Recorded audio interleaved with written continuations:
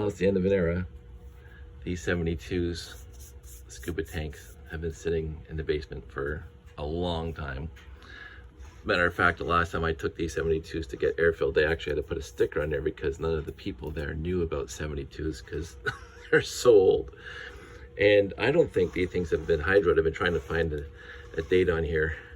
I think I saw one that says 2010, so it's 12 years since the last time these things have actually been hydroed. 96. The oldest one I saw was like 72. There might be an earlier one. Dad gave me these tanks when I first started diving back when I was like 20 something. And you can see I put my GoPro mount on there on both of them.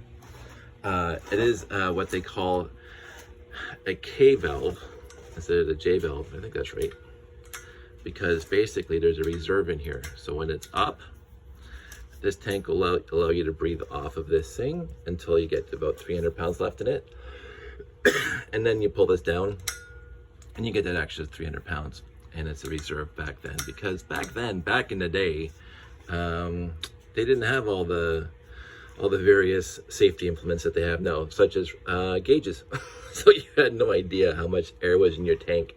Although an experienced diver from back then, like my dad, and I won't say myself, but myself, you knew how much air you had in your tank by how buoyant it was.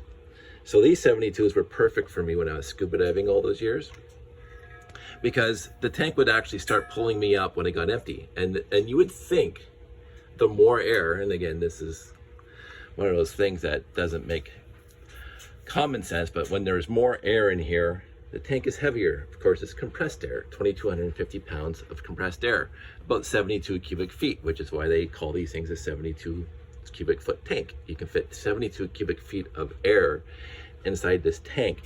And so when you have 72 cubic feet of air inside this little space, it's very heavy. Well, it's not heavy enough, you can still carry it. But as soon as you start breathing your air when you're scuba diving, and this thing has less air in it, less cubic feet of air, the tank would actually start pulling you up. So you knew when you're done. And I actually had my whole rig set up with my weight belts and my suits and everything, that as soon as I started floating up, I knew I was running low on air. So I just come up anyway. And usually that's about 45 minutes into a dive. The issue is that, of course, people like new stuff, and especially in diving, you do want to be safe. The old K valves, maybe it's a J valve, I always forget which one. I thought K valve had two, and this is what it meant by two. And the other one doesn't have this at all, because you have the gauges to tell you when you're running out of air.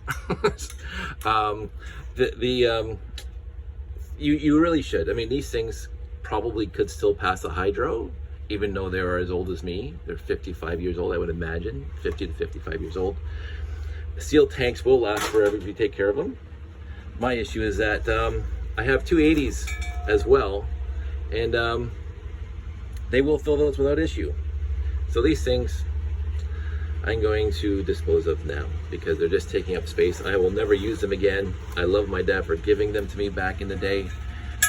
And I had a fantastic career scuba diving on these things. But if I ever do dive again with Josh, we're gonna have quote unquote the latest and greatest equipment. It's like, I actually used my dad's double hosed regulator for a few dives, and that was fantastic, but is possibly in today's day and age the most unsafe thing you can do, because it doesn't have anything else as long for like gauges and whatever else reserves. And the thing was made before I was born. And again, if you take care of your stuff, it will last forever. But in the end, if I ever do get a tank on my back again, I still have tanks. I have two 80's, but these things are gonna go, unfortunately, to the scrapyard. And here's the thing, there's still air in them, because you store them with air. And again, with the steel tanks, if you let it leak out completely, and there's no pressure in here, that's like, it's ambient pressure, moisture will happen, condensation will happen, and the inside, because it is steel, the inside will rust. And I can guarantee if you open up these tanks right now, there's going to be zero rust in them, because they were taken care of. They were maintained for the last 50 years by my dad and then by me.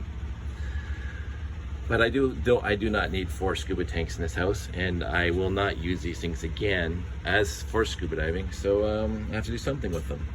This is unfortunate, but it's part of life. Time to start getting rid of stuff that is just cluttering up the house that will never be used again. So that's it, that's all. I hope everybody's doing well, and I will talk to you soon. By the way, still going. There's a lot of air in there.